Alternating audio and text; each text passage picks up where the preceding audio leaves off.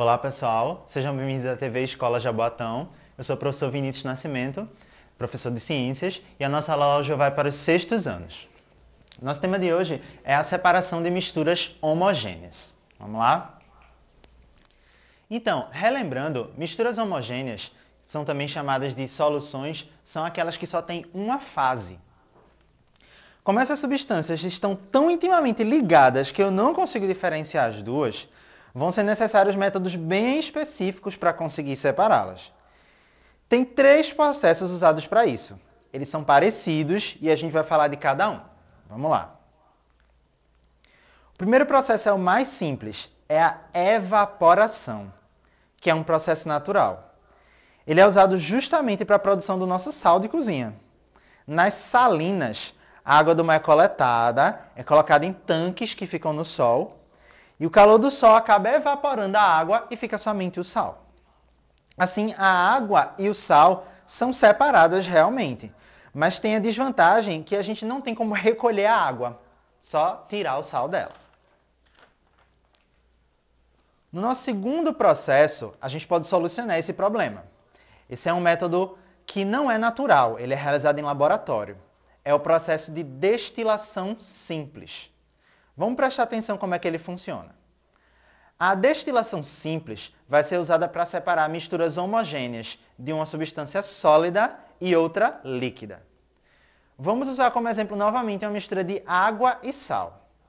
A destilação simples começa quando a gente aquece a mistura, que está sendo representada aqui em um balão de vidro.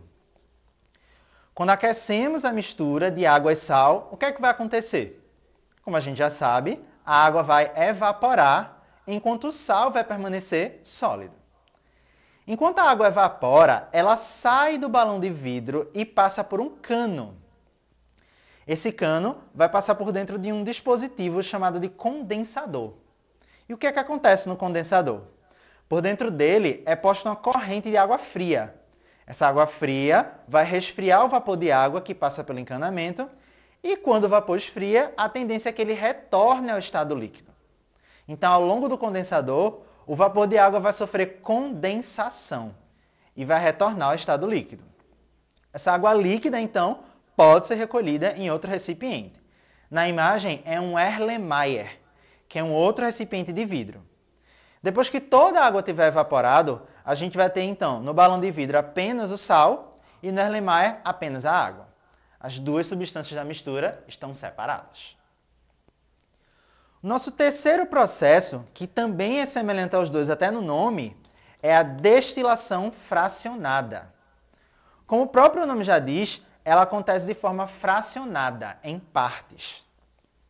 A destilação fracionada é usada normalmente para separar misturas de substâncias que têm pontos de ebulição diferentes, ou seja, que passam para o estado gasoso em temperaturas diferentes.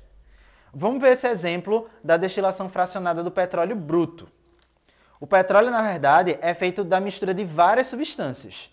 E como é que a gente pode fazer para separá-las? Primeiro, o petróleo é aquecido no fundo de uma torre de destilação.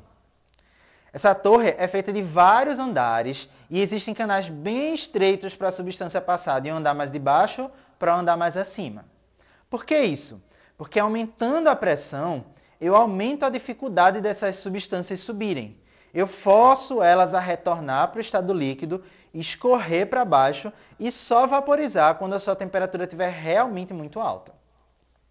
Então vamos entender o que acontece. Aqui nessa imagem eu estou aquecendo o petróleo a 400 graus Celsius. A parte do petróleo que passar para o estado gasoso vai ter a tendência de subir na torre. Como o aquecimento vem de baixo, à medida que a substância sobe na torre, ela vai perdendo calor e diminuindo a sua temperatura. Aquela parte do petróleo que em 20 graus Celsius ainda é gasosa, vai conseguir subir para o topo da torre e lá vai ser coletada.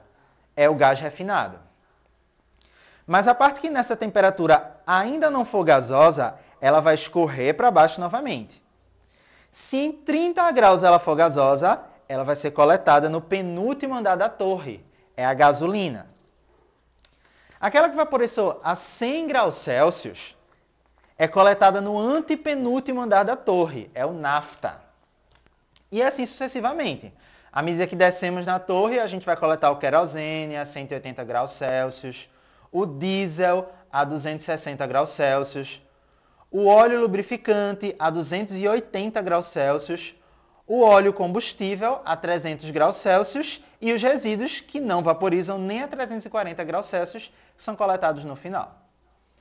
Então, lembrando, esse processo é chamado de destilação fracionada porque ele acontece em partes.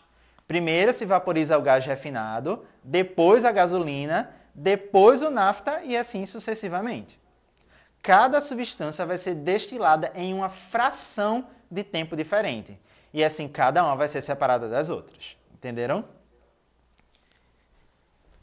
Então, pessoal, nós já falamos sobre os processos de separação de misturas homogêneas e o nosso desafio de hoje vai ser o seguinte. Eu quero que vocês pesquisem e anotem no seu caderno situações em que é utilizado o processo de destilação simples, ok? Pesquisem aí e bons estudos e até a próxima aula.